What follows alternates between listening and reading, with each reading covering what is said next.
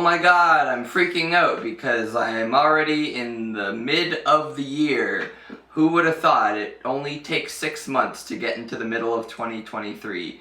Boy, time sure does fly. But anyway, I thought that I should do a video sort of updating where I'm at in terms of what I'm reading and talk about the books that I plan on reading for the rest of the year. And what do you know, a bunch of people are doing this mid-year freakout tag, of which I've answered all the questions, and I'm going to tell you what my answers are, like a booktuber would do. So without any further ado, let's get into it.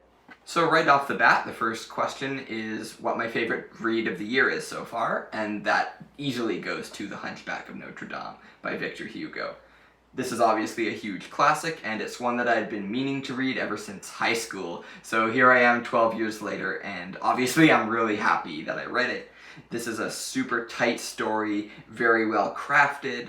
The characters are all great. There's a lot of humor, despite the fact that this is overall a tragic story. So you really get immersed in the world that Hugo's trying to paint.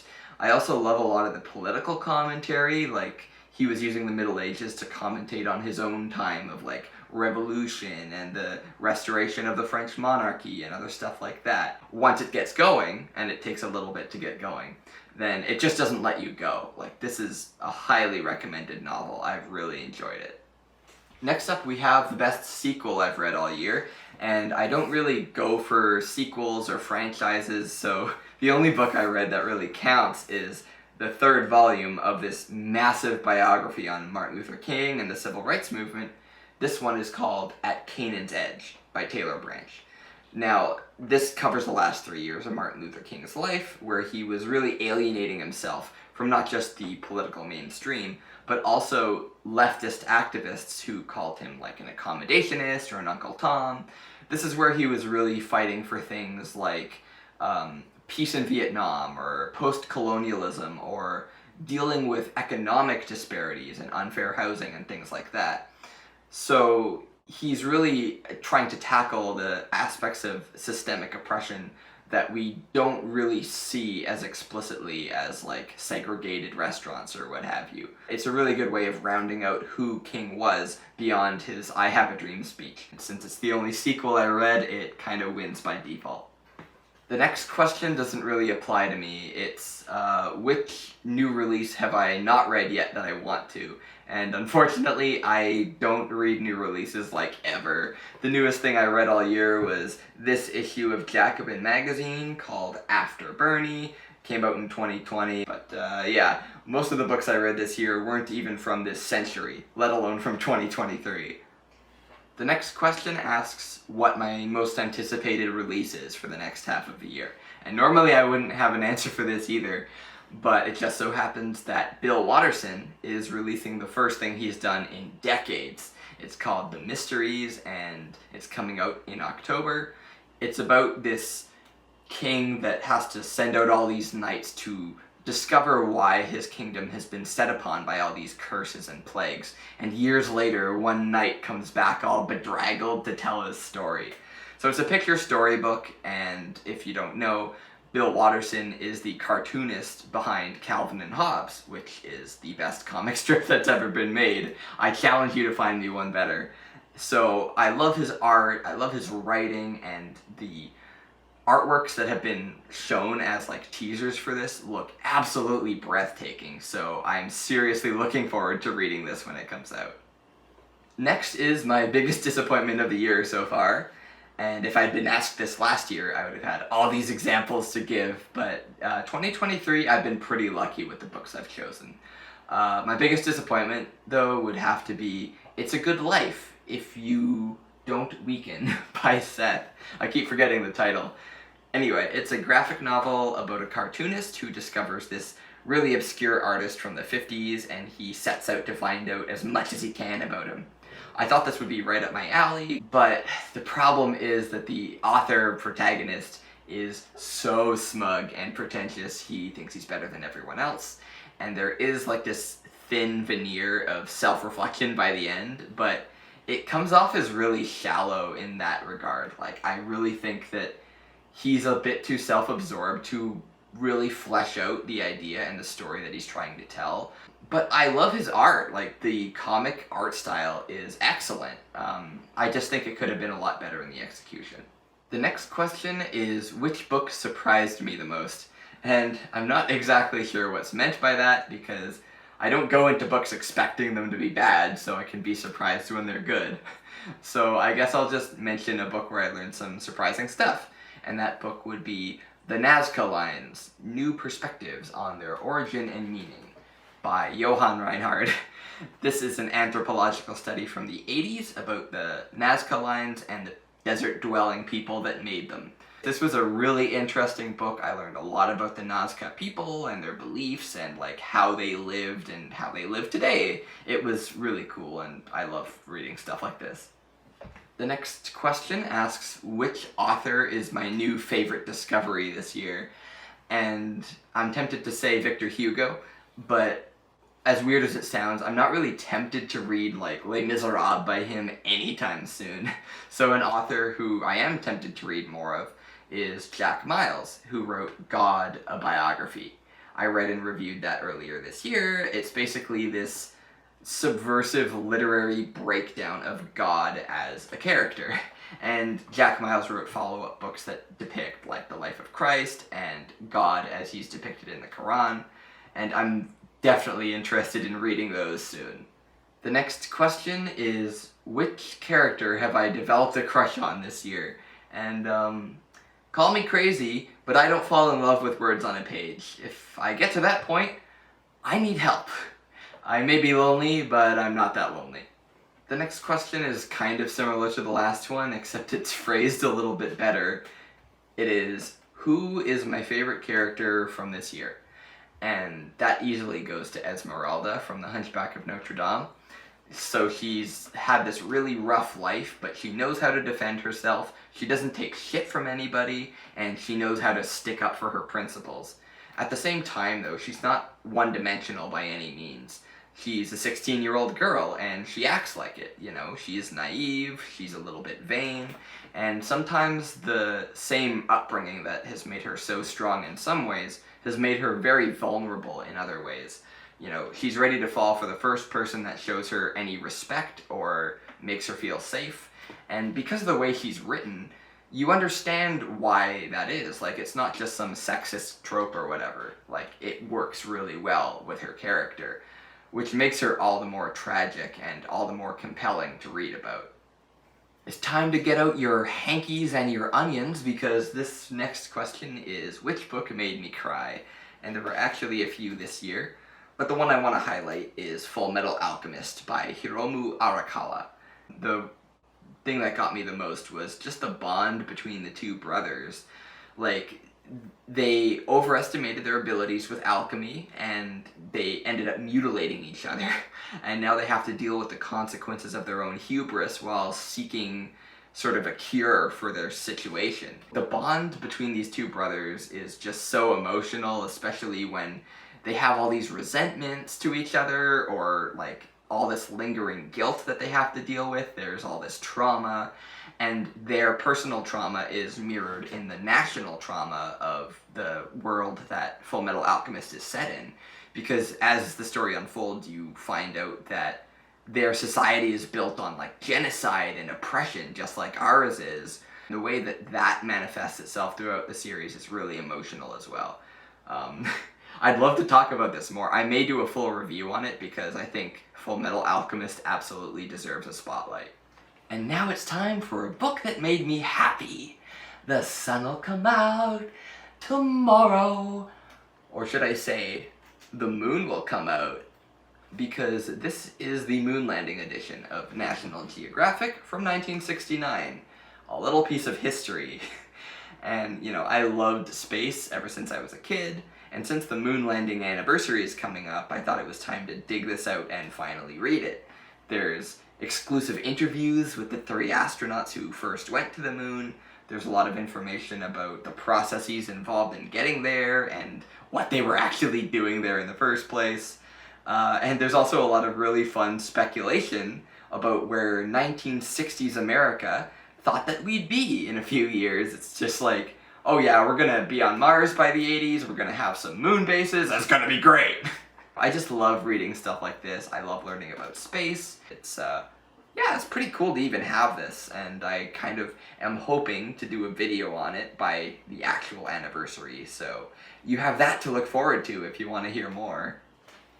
The next question asks which book-to-movie adaptation was my favorite this year, and my closest answer is Stalker, which is based on a book called Roadside Picnic by Boris and Arkady Strugatsky.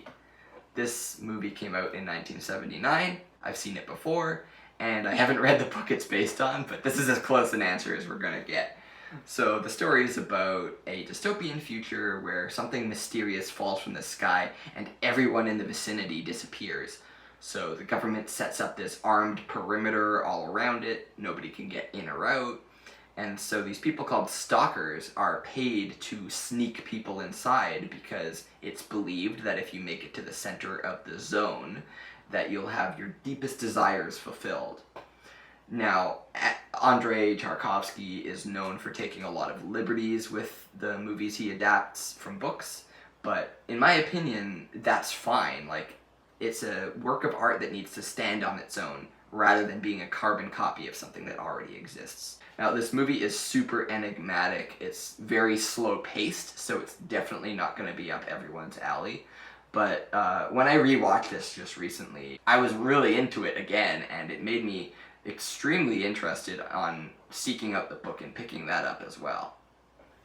And now it appears as if this little questionnaire is asking me to massage my own ego by saying which of my videos is my favorite from this year. And that would have to be, I guess, my review of 9 Tomorrows by Isaac Asimov. You see, I assess the quality of my videos based on which ones I regret the least, and the fact that I can only name 2 or 3 problems I have with this video, you know, that's pretty good for me. So the only issues I had is that there were still some audio hiccups I hadn't quite figured out yet, and I think I could have made it shorter. But I still covered everything I wanted to. I covered the context it was written in, the themes that Asimov was dealing with, and how those things tied into his storytelling. So yeah, I guess if you haven't seen that video, go check it out. And now it's time to show off my most beautiful book I got this year. And this is the part where all the other booktubers will trot out their very pretty, Instagram-friendly special editions. But I only bought 1 book this year, and it turns out to be Ugly as Sin. It's An Instance of the Finger Post by Ian Pears, and I know it doesn't look that bad, but this is the worst misprinting I have ever seen. The last 200 pages are so badly misaligned that the text runs right off the page. You can't even read it. And not only that, but the glue is so bad that this is ready to fall apart at any moment. It could not survive a single reading. I got it from Book Depository because out of the goodness of my heart, I thought I had to get a final book from Book Depository because they were going out of business and closing down. But that'll teach me from ever buying a book online again. That's my most beautiful book, everybody. The last thing to do with this tag is to tell you all what I plan to read for the rest of the year. Now, normally I am not very meticulous in planning everything I want to read, but this year was an exception, and I ended up planning out the entire rest of it because I have all these books that I keep putting off. So I took a bunch of the most important ones that I need to get to this year, and I condensed it until it was manageable. So now I'm just gonna tell you all the entire rest of my year in reading. If you have read any of the books I mentioned, I'd love to hear from you, and also let me know if there's any that you are particularly interested in seeing me do reviews for. So currently I'm in the middle of reading all these classic adventure books because, I don't know, when the weather gets warm, it seems to fit. So I read Treasure Island already, and then I made it halfway into Don Quixote, but I'm putting it down for now because it's a massive undertaking. Then next will be Huckleberry Finn, and then after Huckleberry Finn I'll switch gears and read The Confessions of St. Augustine of Hippo, which is a very famous religious text from the 5th century. Those books should bring me to August, which is my most tentatively planned month. This is probably where I'll finish up Don Quixote, but then I also have a few shorter novels by authors who used to be very popular, who have kind of been a little bit forgotten about. There's A Severed Head by Iris Murdoch, there's Dirty Snow by George Simenon, and there's The Doctor is Sick by Anthony Burgess. Now, the one I'm most likely to read is the one by Anthony Burgess because he also wrote A Clockwork Orange, which is one of my favorite novels ever. The other ones I might swap out for something different if the mood strikes me. I'm not really sure, but yeah. Then September is a lot more structured. I'll be reading 3 very different books that are all thematically connected because they all deal with England in the 1600s. So the first of those books is going to be Rebellion by Peter Ackroyd. This is a pop history about the period, so that should be a good way of sort of introducing me to it. And then after that, I'll be reading An Instance of the Finger Post, which I'll have to fucking get it from the library because this is unreadable. But it's a murder mystery set during the period, which apparently has a lot of very meticulous historical references. So hopefully the history that I will have read will prepare me for this. And then the final book dealing with this period is Leviathan by Thomas Hobbes, which was actually written during the period. It's a very famous philosophical work that sort of tries to make sense of the restoration of the monarchy and how authority should be utilized in society. Those 3 books should take me into mid to late October, which is just in time for some spooky books. And for that, I'm planning on finally reading a book by Shirley Jackson. It might be Haunting of Hill House, or We Have Always Lived in the Castle. And I might also read a contemporary horror novel like Lapvona by Otessa Moshfegh, if I have the time. Then I'll be in November, which should be when I can squeeze in the last of my unread Penguin classics, which is Germinal by Émile Zola. It's an 1800s novel about a mining strike in rural France. Émile Zola is one of the most famous French novelists ever, so I'm excited to finally read him.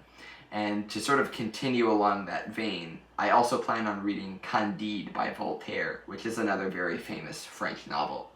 And that should take me into December, where I plan on taking up the entire month, or at least most of it, with a big ol' fantasy chunker, and that will be The Once and Future King by T.H. White, which is another fantasy classic that I'm eager to get to. And yeah, that should be it for the year. I got to the end of the tag. I guess this is the part where I need to tag other people now, and the person I want to tag is Book Talking with Library Lynn. You are now obligated to make a video just like mine. And yeah, I want to tag her because she was kind enough to recommend my channel in one of her recent videos, which was really cool. She completely talks about nonfiction books, which I think is interesting.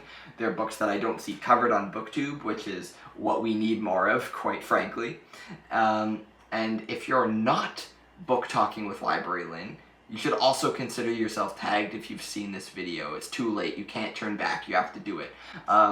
Yeah, no, feel free to do this as well, and let me know below when you do it, so that I can watch you answer the same exact questions as I did, in the same exact order, but with different answers. You can't copy my answers. This is my test, and I'm gonna ace it. I'm at the end of another video, so like and subscribe and do all the things that you're required to do when you watch somebody's videos on YouTube, and I will see you when I see you again. Goodbye.